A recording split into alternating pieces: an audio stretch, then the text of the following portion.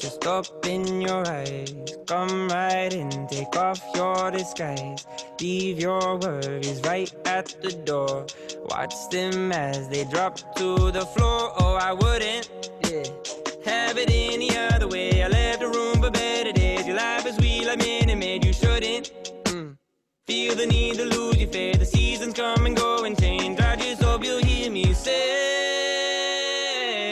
take it easy.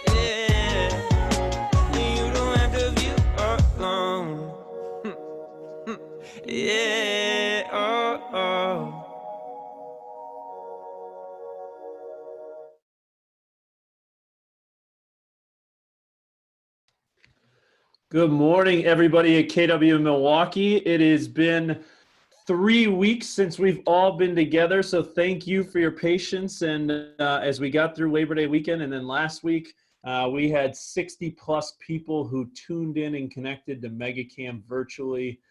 So we had quite a few people digging into their business, working on their business and things like that. But it's great to have the whole group back together, have some awesome things to talk about today.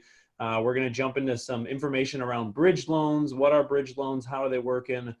Just some of the kind of tips and tricks as you utilize that for your buyers and using some equity out of their home. So Brian Klute's going to give us a quick update on bridge loans. And then I'm actually going to jump into the market of the moment. Where are we and where are we headed? And taking some of our local Milwaukee market level insights that it's been almost a month since I've shared, but just to kind of give you an idea of like what's going on in the market, where are we headed, what's it all look like, and then also taking some of the insights from Gary Keller's market level or macro level insights on the state of the economy to provide you some nuggets in terms of what my takeaways were from that conversation and where he believes the market will go as we look ahead and begin planning for 2021. So we'll jump right into it.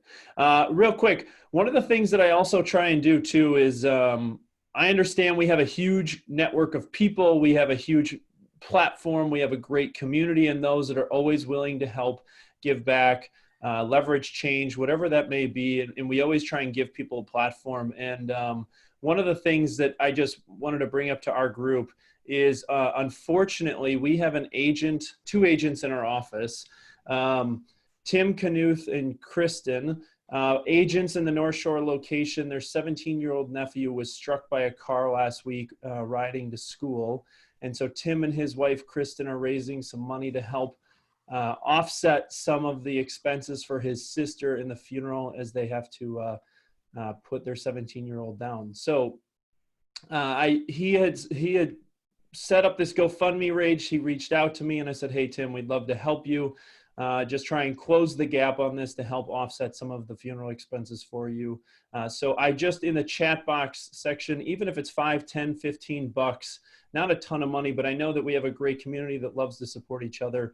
And if you would be so generous as to support Tim and his wife, Kristen, help kind of close the gap, that I would greatly appreciate it. And I know they would greatly appreciate it as well. So I'll make sure to send out the link to this GoFundMe as well in the follow-up email this afternoon. Cool. Thank you guys for your support and appreciate it. All right. So I'm actually going to turn it over to Brian Clute, and Brian's going to jump in here with some Bridge Financing 101 that gives us some tips and tricks in a very competitive market for your buyers. So Brian, it's all you. Well, thanks, Charlie. Hey guys, first and foremost, to the Knuth family, my thoughts and prayers. That's just tragic. Guys, Bridge Financing, you can go ahead and advance that one, Charlie. So, I've been in this crazy market for 22 years, and it's interesting how things come and ebb and flow. But, one of the things that I'm hearing a lot from prospective buyers and sellers that I'm working with, and I know that you guys are dealing with the same thing, is what I would just call the catch-22 in real estate, right? I've got a house. I want to buy a new house. I don't want to write an offer with a sale contingency because, we're all hearing that's kind of a death knell of anything as far as getting the offer accepted. I've got equity in my house, but how do I do it? I love the chalkboard. That's like sometimes the conversations I have with buyers and sellers about it. So what I want to do today is just take a couple minutes and give you guys a really, really simple high-level overview and give you a couple formulas.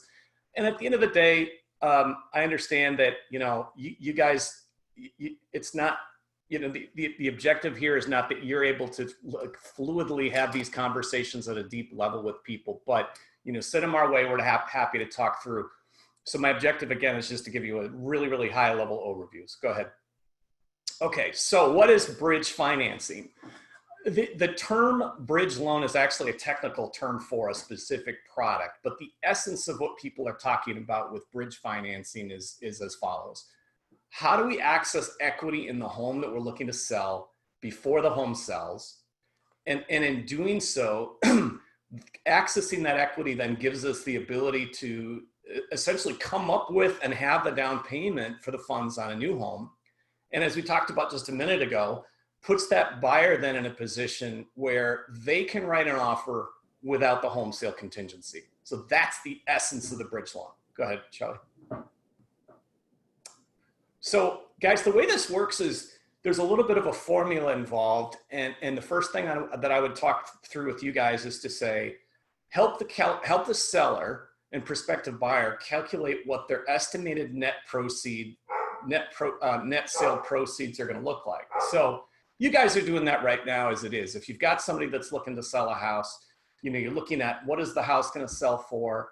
What are the commissions? What are the costs going to be? What is the actual mortgage balance or balances on the mortgage? And then when the dust settles, if they were to sell that house, what will they walk away with? Which gives us the net sale proceeds. So in this case, the net proceeds that we're looking at on a $295,000 house. And again, just using real general numbers, we've got $17,700 in commissions. Excuse me, we got about $2,300 in cost. And let's say in this illustration that this seller has a mortgage balance of about $210,000. So they've got $65,000. Again, if they put the house in the market, they sell it, they're going to walk away with about $65,000. So that's our starting point. Go ahead. So in this situation, we would then set up a bridge loan for $65,000. And the instrument that we're seeing most people use right now, the most effective, the most cost effective, the easiest, the cheapest, is really simply a home equity line of credit that we're placing against the house that they intend to sell. Now, just a really important factor here. We do have resources. We have bridge loan lenders that say it's okay if the house is listed for sale. We can actually put a home equity line of credit against that house. So that's an important thing. A lot of people in the past would find it problematic to be able to get a home equity line of credit once that house went into MLS. But in this case, we're looking to establish that equity line truly for bridge loan functionality, so we're okay to do it. So again, we're gonna have $65,000. And then as a lender, what we're doing is we're saying that money is then the available funds that the seller has that we're gonna be using as a down payment and the closing costs for the new home. Go ahead. So if we look at that same transaction, we've got the seller of that house. They had about $65,000 in net equity. We set up the bridge loan. So how does it then work on the house they're buying? So in this case, what we're going to do is we're going to look at a home that they're going to purchase for $450,000. They've got $65,000 in available funds. Again, those available funds came in the form of that equity line of credit, also known as the bridge loan. $5,000 worth of closing costs and prepaids on the new home they're looking to purchase. Therefore, they have $60,000 available from that $65,000 towards the actual down payment. And then what they end up with is a mortgage for $390,000. Now, another important thing to keep in mind, guys, what we did with this bridge loan is we effectively bridged, pun intended, the equity into this purchase transaction before the home sold. So this new mortgage that they have on this new house for $390,000 is not going to be touched in the future. Meaning, had they sold their home previously, this is what they would have had for their equity. So this loan that we put in place is going to be the loan that they end up carrying moving forward. So there's no adjustment made to this mortgage after the house sells. Go ahead. So now what we do is we look at it and we say, okay, the borrower set up the equity line of credit. They pulled that $65,000 out. They used that as a down payment towards the new home. So let's then fast forward and let's say that the house that the seller had ends up selling 2 weeks after they purchased their new home. Here's how the dust settles. They sold the house for $295,900. Sorry, I've got some dogs going batty in the background. They sold the house for $295,900. Again, we had the $17,700 in commissions. We had the $2,300 in cost. We paid off that $210,000 mortgage that the borrower had. And then we also had to pay off the bridge loan because remember, we extracted that money already. We took out a loan. So at the closing table of the sale of the home of the sale of the home, the net proceeds in this situation were about $800. So really, as you can see, our objective was we wanted to reverse engineer everything from the beginning and say, what do we think you're going to walk away with when the house sells? That's how we establish what that bridge loan is. So in a perfect world, they get to the closing table when they sell the house and they literally walk away with nothing and they don't have to write a check. Next slide, please. So let me just walk through real quick. What does that bridge loan / home equity line of credit look like from a cost and a payment standpoint? As we talked about it, the bridge loan is a home equity line of credit. The cost to set that line of credit up are literally between $0 and $700. And the reason I say zero is because in many cases, if the borrower has a significant amount of equity, the lenders that we're working with don't even need an appraisal on the house they're selling. So therefore, it could literally be zero. The interest rate on the bridge loan right now has a 1-year introductory rate of 1.99%. I mean, as close to zero as you can possibly get. The payment terms on this equity line of credit are going to be interest only. And just like any other mortgage, guys, the payment on the bridge loan doesn't start until 30 days after they've taken the bridge loan out. So it may very well be that a borrower sets this bridge loan up, extracts the equity, and ends up even selling the house before they even have to make a bridge loan. So in this case, if we look at a $65,000 bridge loan, the interest on that loan comes down to a whopping $3.54 a day. So if they ended up having to carry that bridge loan for 30 days, it only cost the borrower $106 in total interest. So obviously you can see that setting up the bridge loan itself is just, there's essentially next to zero costs associated with it. Next slide, please. There's a couple keys, guys, to a bridge loan. Number one, the seller must have enough net equity to generate monies that we can extract to use for the down payment. So, you know, if somebody's got a $300,000 home and they have 5% equity, it's not going to work. They don't have enough equity to extract. Next slide, please. The other thing with the bridge loan, and this is really, really key, is the borrower needs to qualify with 3 mortgage payments. So in this illustration, what we're doing is we're looking at a borrower who has $12,000 a month of income. The mortgage on the house that they're looking to sell is $1,995. We already established that the bridge loan itself is going to have a payment of about $106 a month. The mortgage on the new house that they're purchasing is $2,500. Therefore, we've got $4,600 in total payments on the mortgages. In this case, our debt to income ratio, which is a function of the total mortgage debt as a percentage of their income, is 38%. So they'd qualify. So we may have a borrower that has enough equity, but may not qualify because the cumulative amounts of the mortgage payments that they have relative to their income is going to be too high. Next slide, please. The other key to this, guys, is that the seller must initiate the bridge financing strategy early. If we think about the process, it takes about 4 weeks to be able to have a buyer set up a home equity line of credit and then have access to those funds to be used as the down payment on the new house. So as I'm talking to prospective buyers who are sellers, you know, my conversation is, hey guys, if you're going to write an offer that's 6 weeks out, we need to make sure that we put that equity line of credit application together at least at that point in time. We need to have enough time to get through that financing piece. And it can be done in conjunction with the application and the financing process on the new place. But we need the time to do it. By the way, a question did pop up on the chat box. There are no points associated with the bridge loan. And again, from a cost standpoint, it can be anywhere from $0 to $700. Next slide, please. So guys, that's it. Bridge Financing 101. I hope that was helpful.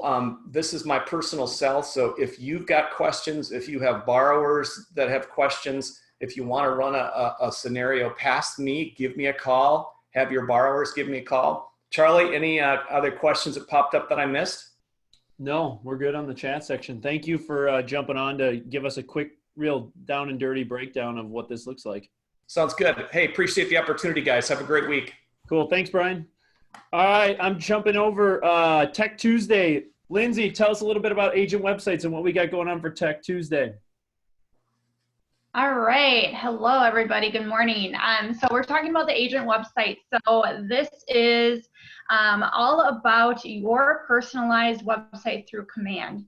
So you can do searches. You can set your clients up on different saved searches as well. And this is all connected to your KW Consumer app. So it's the entire consumer experience that we're talking about today. And then we're going to kind of dive into more of the custom pages that you can add to your website as well. So if you've set up your site and you're ready to just add some more content in there, then join me at 12 o'clock today. Cool. Thanks, Lindsay. All right, Kimmy, compliance updates. Good morning, everybody. So 2 compliance updates for you this morning. First, I want to remind everybody about advertising rules. So general reminder, there's 4 cardinal rules when it comes to advertising in Wisconsin. 1 is advertising cannot be false, deceptive, or misleading. 2, advertising must include the firm name. 3, the property must be advertised only when you have a signed listing contract. And 4, the owner must agree on the advertised price. I'm going to focus today on number 2, which is advertising must include the firm name. So, and specifically when you're advertising with social media. So this includes Facebook, Instagram, Twitter, any social media. If you want to hit the next slide. The biggest things to remember with social media. Now, the beautiful thing about Keller Williams is that we allow you to kind of brand yourself, and it's agent first, and you have your own logos, and that's great. But we have to remember the Wisconsin law, which is that you must include the firm name in all of your advertising. So if you are marketing a property or your business on social media, it must be clear and conspicuous that you are an agent of KW. So hopefully you're all using a separate business page for your Facebook page versus your own personal page. Same with Instagram. Maybe hopefully if you own a separate Instagram account for your business page. So what are some tips to avoid the question of, well, what firm is this agent associated with? With your Facebook page, your Instagram handle, include of Keller Williams Realty in your handle name. That is the easiest way to avoid that question of what firm is this person with. It kind of eliminates you having to second guess, oh, do I have the logo in my advertising? So that's just one quick, easy thing that you all should be doing on your Facebook page and your Instagram handles. So I gave 2 examples. The Stale Realty Group does this. Their Facebook business page is the Stale Realty Group of Keller Williams. The Instagram handle is Stale Realty _KW. Another quick tip is to incorporate the KW logo into your agent logo. So a lot of agents have their own personal logo, which is fine, but then you have to remember, if you're posting your personal logo, you have to incorporate the Keller Williams logo as well in that advertisement. So if you incorporate the KW logo with your personal logo and kind of make it one cohesive logo, that eliminates the reminder that you have to incorporate that KW logo every time. So again, just a general rule of thumb is any kind of page that you're marketing, whether it's your Facebook page, Instagram, Zillow, if you have any kind of profiles on any of those real estate websites, you have to ensure that it's branded to KW along with your agent branding. This is a license violation if you're not doing this. So be sure you're covering yourselves by taking these steps. Yeah, real quick, Kimmy, let me just jump in here. Yep. Guys, a lot of times, I know we allow a lot of people to live in the gray area as it relates to this.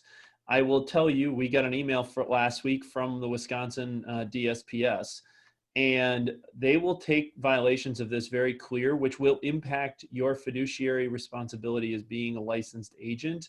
I wouldn't mess with this, and really we address it to try and prevent liability. And we have many other brokerage friends within our community who love to call us out on allowing our agents to be independent and building their brand. But we got to make sure we play by the rules. And the reason I bring this up is a couple years ago, we actually were able to effectively lobby for the clear and conspicuous. Some other companies in town were trying to make sure that the brokerage name or affiliation was a certain percentage of your advertising in terms of size, shape, scope. So if you could just do us a favor, even if it's in the most simplistic little corner, you just got to make sure that we're playing by the rules and we're not getting any sort of hot water with you or your license as it relates to DSPS questioning brokerage affiliation. Cool. So I see some questions come in here. So what if you market a property on your private Facebook page? And then another question for Instagram, if you're using your personal account to help promote yourself, are you able to put your association with the firm in the bio? So I would say if you're using your personal page to market your business, hopefully, like I said, hopefully you do have a business page that if you make a post on your business page, then you can share that to your private page. And same with Instagram. The rule of thumb with social media too is if you're posting a link, as long as that link brings you to the page that it's branded with KW, you're okay. And as far as the Instagram question, I would say, if you're making a post on your personal page, tag Keller Williams or make some hashtag Keller Williams. Again, just so that it's clear and conspicuous that You know, it's not Kimmy Herbert Residential, and I make no mention of Keller Williams. So as Charlie said, there is kind of a gray area with social media, but as long as you're making some reference to Keller Williams, you should be safe. But again, I think the key is using a business page and branding it with Keller Williams to avoid having to ask yourself, am I doing enough to brand this to KW? Awesome. Okay, and the second piece I want to touch today is a reminder about the do not call list. So state law in Wisconsin requires that if you are marketing or encouraging a recipient of a phone call or a text to consider purchasing property, goods, or services, you must be registered with both the National Do Not Call Registry and the state of Wisconsin and telephone solicitor registration. So if you are calling FSBOs or expired listings, you have to be registered with the Do Not Call list. So if you are one of those agents who want to make that a part of your business model, please come see me or Steph Connard, and we'll get you the information about how to register for these two sites. I believe it's about $700 per year for both of these. So just ensure that you're doing that to avoid hot water. Cool. Yeah. Thanks, Kimmy. You bet. All right, now I'm jumping into it. To be the economist of choice for your clients, I'm going to start with Southeastern Wisconsin market level insights in terms of what's going on in the marketplace right now, what have the last couple of weeks looked like, and where do we think it's heading. So I'm going to jump right into it to showing time activity. And again, this is state of Wisconsin showing time activity, and this is through September 17th. When you really look at it, there was really two kind of dips since we really kind of came out of this whole thing in April, that we've really maintained a really positive showing year over year experience in terms of buyer demand within the marketplace. The two major dips were around the two major holidays of the last couple months, of being 4th of July one and Labor Day being the other. The one interesting thing though is in the last several days, we've seen a little bit of a dip in activity, nothing to be concerned of yet. But again, it's just something that I'll be paying attention to as we move forward, because as you can see, there's definitely ebbs and flows within the marketplace as it relates to showing activity. But if you look here, the orange line is weekly average of showing activity in 2020, and the blue line is the weekly average in 2019. So again, as it relates to showing activity here, as we head into the fall still remains really, really strong, but I'll be paying attention to make sure that that still remains the case so that you guys stay ahead of the curve as it relates to what it looks like on showing time activity for your buyers and sellers. Here, I took a look at the number of units that went under contract, and then I looked at this on a weekly basis, right? Because I like to see trend lines. And if you see here, this is going back to April 6th, the week of April 6th in 2020. And you could see this is really when in southeastern Wisconsin, this is the 5-county metro area where we really started to climb out of the hole that was the spring from the stay-at-home order. Over the last several weeks, we've really remained consistent over the last, as it relates to number of units that went under contract. Again, we saw a dip, and this dip here was the week of Labor Day. Total normal. There was another dip here. There's a normal dips during holiday weeks. But if you if you look at it through the week of September 14th, 675, it's remained really, really strong from where we were going back to really beginning in June. So the market of September is really looking very much similar to what we've seen pretty much all summer long, which is solid. Here, when we look at sales absorption rates, so sales absorption, as a reminder, this is the percentage of inventory, of for sale inventory that goes under contract in a given week. This is simply indication of demand. And again, going back to April, seeing us really kind of climb out of the stay-at-home orders. And really since then, we've remained strong, really since June, hovering anywhere between 10 and 11%. And last week, the week of September 14th, sales absorption rates were at 11.5% after they jumped out of the Labor Day holiday week. So again, as it relates to demand, demand still remains strong as I've kind of predicted moving into the fall, that September and October will be unique in the sense that I really do predict demand to continue to remain strong within the marketplace. Here, when you look at new inventory units, again, the good news here is new inventory units is outpacing units that are going under contract. So if you recall, the units that were going under contract was around 650 to 690 a week. And new inventory units, if you look here, are hovering right around 750, 720 to 800 over the last several weeks. So again, new inventory still is outpacing contract or homes that are going under contract. It's just the bad news in the whole scenario is just not enough to significantly impact the supply shortages we've seen. So again, as we look into the fall, typically right around September, October, November is when you start to see things slow down. But I love that after Labor Day weekend, it really kind of bounced back to kind of where we've been trending, which is a positive news as we continue to head into September, October, November. And then here, as it looks at total inventory units across the marketplace, as we look at September 14th here, this is a trend where, from April heading into where we are today, it's a function of just, again, new inventory isn't totally, lately we've been outpacing units that have gone under contract, but it's just simply Econ 101. Demand remains strong, inventory remains low, and rates are low with little movement motivation to increase. So that it's all just continuing to create this strain on the marketplace. But again, as I look at this, I like looking at weekly trends because 1 week is an anomaly, 2 week begins a trend. And if we start seeing things 2, 3, 4 weeks at a time, then, we can start preparing for, okay, typical fall, winter markets of what you've experienced in the past are starting to show up. And I'm not starting to see that just quite yet, which is, again, good news as we head into late third quarter and early fourth quarter. Cool.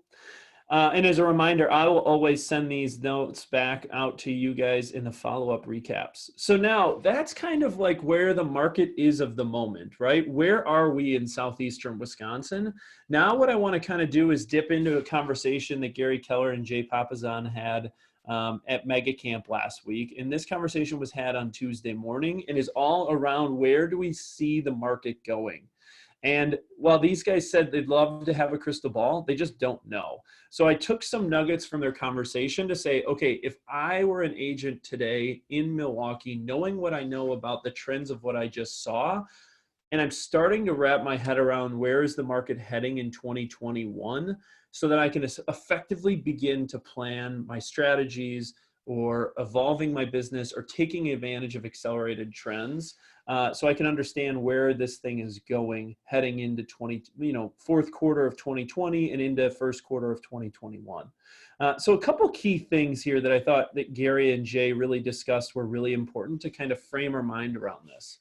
One, the intention of the conversation is not to scare, it's simply to inform. It's taking a look at macro level trends within the economy to help you understand, okay, where are we headed? What does this look like? And how do I advise my clients?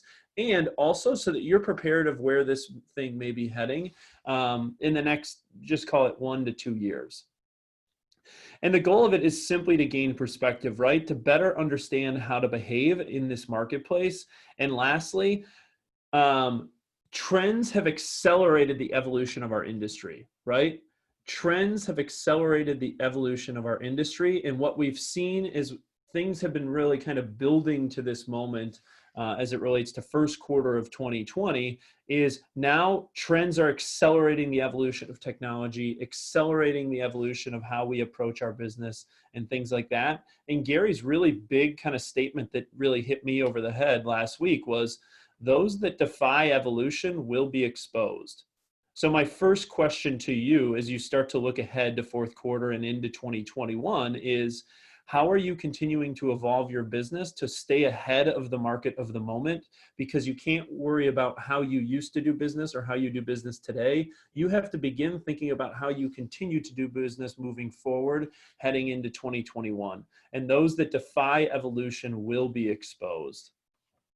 So let's jump into it. And I'm going to give you some macro level economy, just kind of a breakdown. And I'm going to really simplify this. So stay with me here, right? So what I want to do first is take a look at, or what these guys did. Again, this is not my stuff. I'm replaying stuff from MegaCamp last week, is they looked at the unemployment rates during the Great Recession, right? Historical averages of unemployment rates across recorded time is around 5%. So when we looked here at unemployment during the Great Recession of essentially December of 07 to December of 2012, was again in December of 2027 we were at the 5% historical average of where unemployment had been. Where we saw the Great Recession really kick in was October of 2009, right? And you have to remember, that took us 3 years to get from 5% unemployment to essentially double to get to 10%, right? That took us 2 years. Well, then if you think about, okay, October of 2009 was the peak, and we head into May of 2013 to get down to 7.5%, that took 3.5 years to go from 10 to 7.5%. And it took 7 years in the Great Recession to get back to the same employment levels that we saw in December of 2007. Again, historical perspective, because what I'm about to show you then is what happened to unemployment just in 2020. So if you look at unemployment here in January of 2020, we were hovering around historical lows of around 3.5%, right? These are monthly unemployment trends of 2020. And then in April of 2020, we spiked to actually almost all-time highs at 14.7%. So if you look here during the Great Recession, this took essentially 2 years to get from 5% to 10%, and to get from 3.5% to 14.5%, essentially, it took us 3 months. So his point in all of this was the market and the economy is moving so much faster today than we've ever seen in historical time, because then if you look at the recovery aspect of where we've then been, it's taken us 4 months to get to almost cut that number in half, where in terms of when you look back at the Great Recession from 07 to 12, it took us 2 years and then 3.5 years to essentially cut that in half. This time it took us 3 months and a 4-month recovery. So the market of the moment is happening very, very fast and very, very rapid as it relates to unemployment. The question then becomes, how long does it take us to get back to 5%, right? Is it going to be months? Is it going to be years? That question is the great unknown as we sit here on September 22nd, right? Will it take us a few years to get from 8.5% back down to 5%, or will it take months as the current recovery that we've seen, the current trends that we've seen? So then he took a look at unemployment and earnings, and this is very, very important to understand. So I'm going to start over here on the right. And what you need to understand here is this is looking at unemployment 2020 is the purple box, and weekly earnings, average weekly earnings as of August 2020 in the light blue blocks across various different sectors within our economy. So what you see here in the far right is the least weekly average earning incomes also had the 5 highest unemployment rates as it stands in August. Right? So again, these are unemployment plus earning statistics. The impact of all of this is those that make the least, the unemployment sector impacted them the most. Okay, so wrap our heads around that. Those that make the least, the unemployment sector impacted them the most. Here's where it gets interesting, is we take a look at the left. And over here on the left, are these 5 highest paying sectors, so finance, professional and business services, wholesale trade, construction, manufacturing. The 5 highest earning sectors within our economy also were impacted the least, right? So the unemployment average of these 5 sectors was 6.8%. Again, historical average is 5%. So you have a little bit of a tale of two stories here, right? Our lower socioeconomic people in terms of income are being impacted the most by what's going on right now within the economy. But here is the concern, or things that we need to be paying attention to, is there's a domino effect in terms of if nothing happens to these sectors in terms of helping provide relief for these sectors, the remaining sectors will be impacted over time. It will start to domino. So what they're really looking for is where we start to see some relief in terms of these unemployment rates within these sectors, so that it isn't impacting the 5 to 6 highest earning impact sectors. Again, tale of two different stories of what's going on within our economy. When you look at unemployment and housing by age, the real key nugget here was if you look at 24 or younger, the orange box is unemployment rates. The light blue box is percentage of annual home purchases. So how does this directly impact our industry? Well, if you look at this, those that are essentially 34 and younger, the unemployment rate is impacted the most, yet they only represent 28% of the total housing annual home purchases, right? So when you consider that, housing in the housing market has rebounded the fastest to this point because it's had the least amount of impact of those who are 35 and over as it relates to unemployment. So 35 and up are 72% of the total home purchases, annual home purchases, and they're only being impacted by unemployment by 6.8%.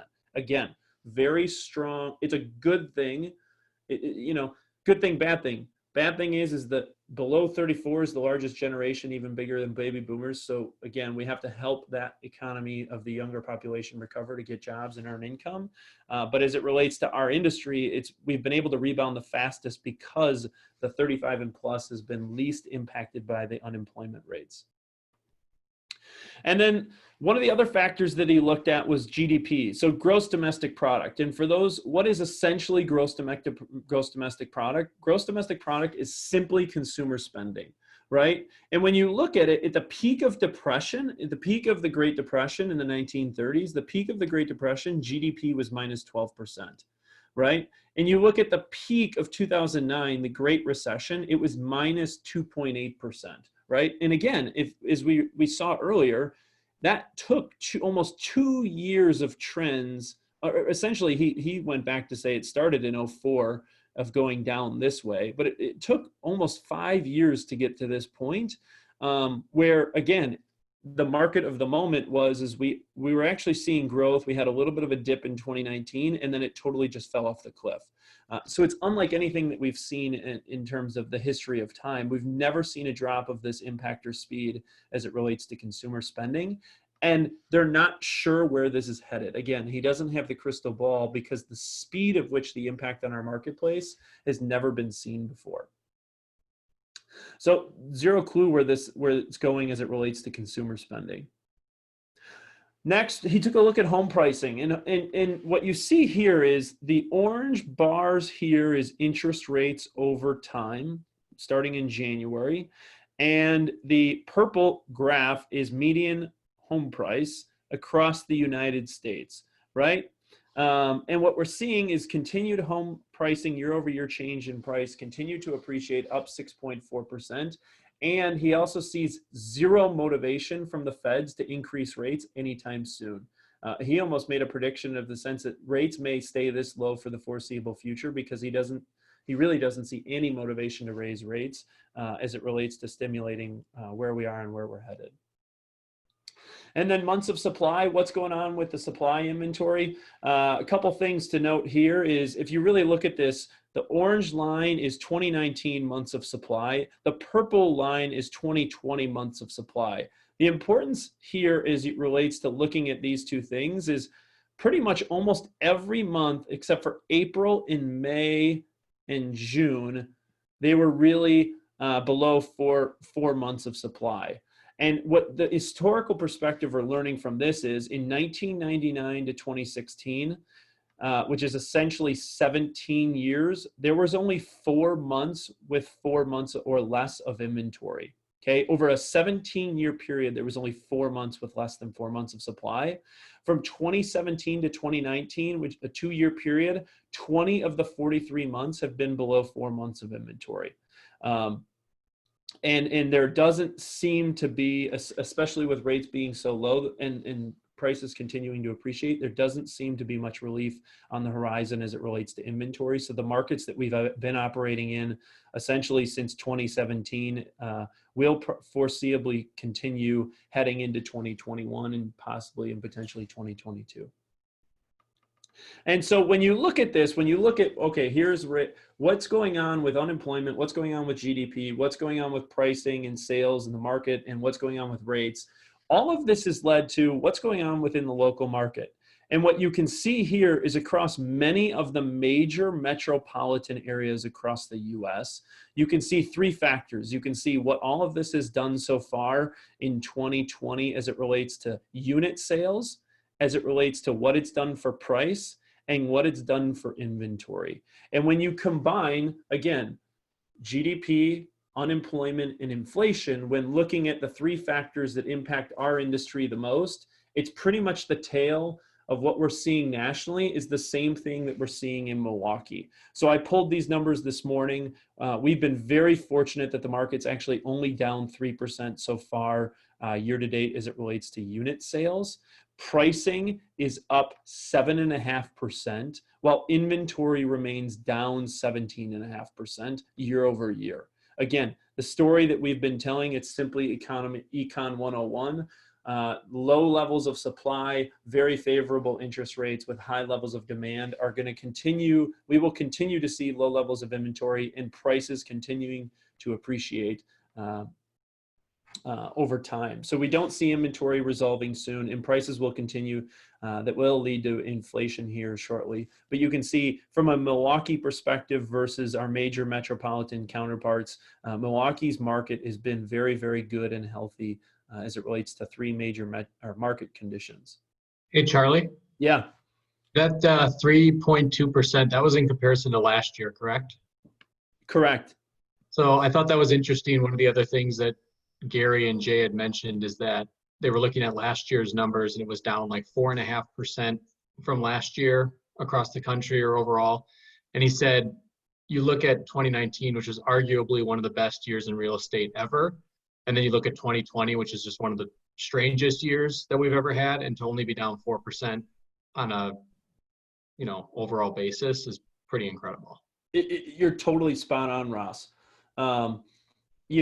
If you really look at even Milwaukee only down 3%, when Milwaukee had the best residential real estate sale market ever in pretty much recorded history in 2019, we're still in a very, very, very strong market. So thanks for jumping in. That's a great little nugget from last week.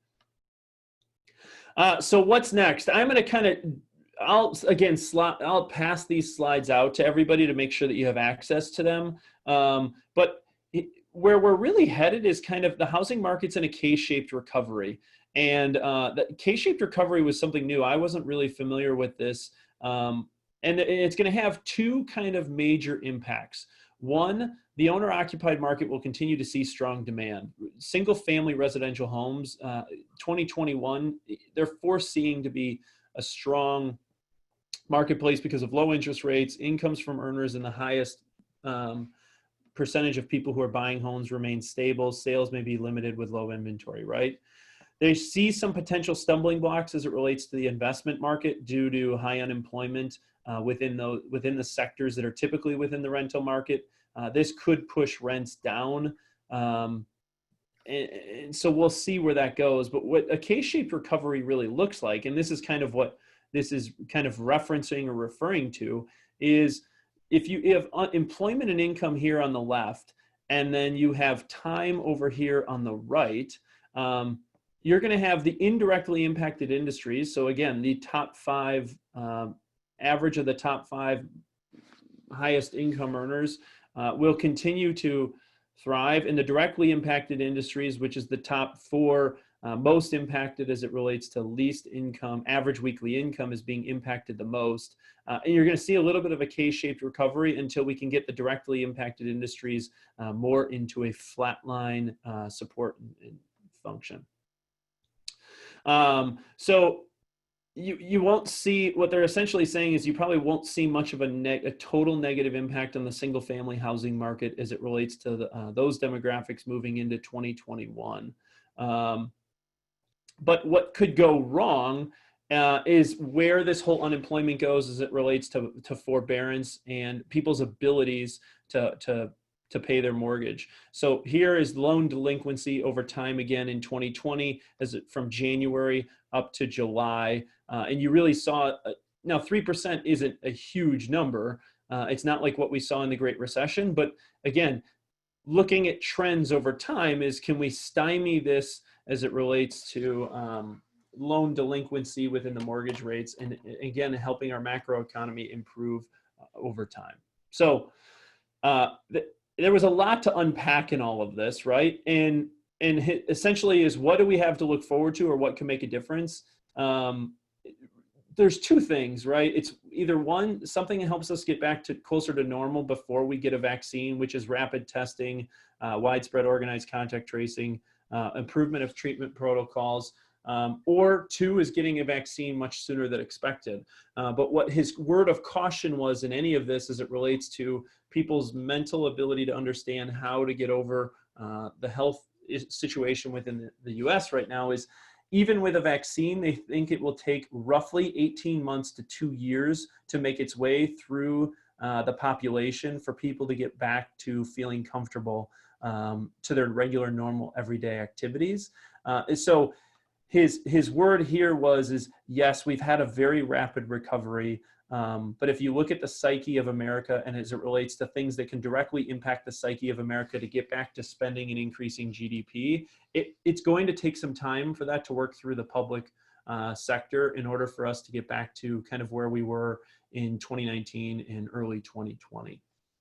So if all of that, right, and I understand it's a lot to unpack as it relates to where we're headed in 2021, and so I tried to dumb it down as simple as possible, and I don't even know if I did a good enough job doing that, so hopefully I did for you guys. But if what my takeaway was from Gary's conversation as it relates to the economy in our industry is this: today's agent, the world needs your help, advice, and counseling more than ever before.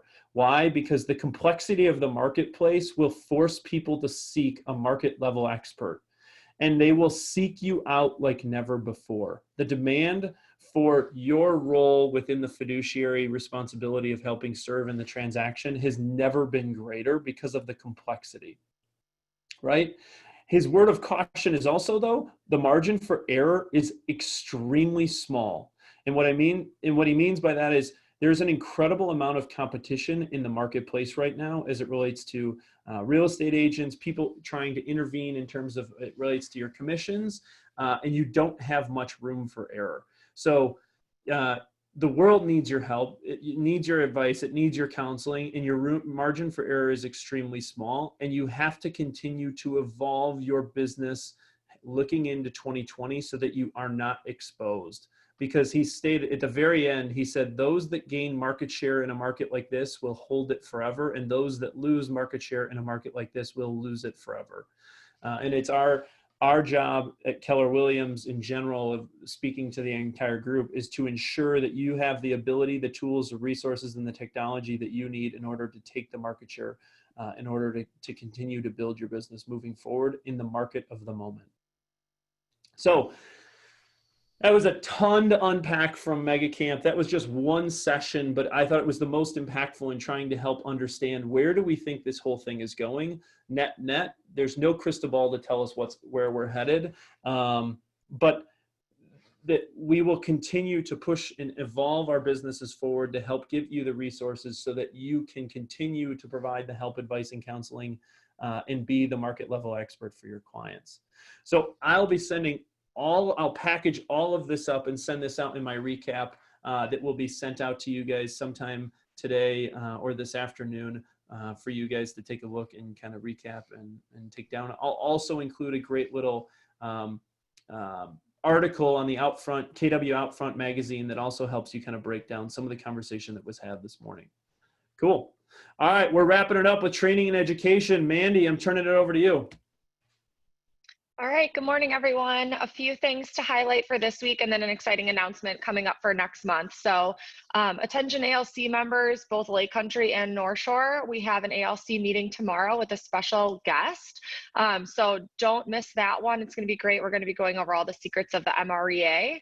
And then on Friday for our team admin mastermind, it's going to be led by the JSG group and Chris McKinney. So some homework went out yesterday from Lindsay. If you didn't get that email or you want it, feel free to reach out to her or myself with just some things to think about before Friday's class. And then for next month, you guys have been asking, and we have finally heard you, Ignite is back. We're super excited about it. Ignite really has just one single objective, and it's to propel agents into immediate productivity with just an emphasis on action. So you're really learning for earning's sake while working on your business during the classes. Ignite, for those of you who haven't done it or are new to us, is built up of 12 action activity-based classes with a dose of just high accountability and taught by some of the top people in our KW community. So as you can see, all these teachers have been through Ignite themselves. They've seen massive success. Some are newer to the industry and have that perspective, where others are more seasoned. So Ignite should really be a no-brainer for anyone in the launch program, but it's really for any agent who just wants to close at least 16 transactions per year and may not know where to start. Through Ignite, you're really going to learn how to leverage the proven models and systems that power, some of the most successful people in our business. We do ask that if you plan to participate, you must sign up using the Eventbrite link so that we can make sure we have space for everyone safely, as we do plan to do this class in person. Increasing that accountability and your results through the program, it's best done in person. So we'll be safely distanced in the North Shore training room. It's starting Thursday, October 8th. We will then be following up with another Ignite for our Lake Country folks starting October 26th. So giving everyone an equal chance to power up on this opportunity. So Charlie's going to send out with that recap email, and I'll throw it in the chat now, the link to sign up for Ignite. You can either do the free version, all the materials are available on your MyKW, or if you'd like the physical binder and the materials to actually take notes on and everything, it's $50. We'll order those for you. So sign up for whichever one you prefer. But get excited.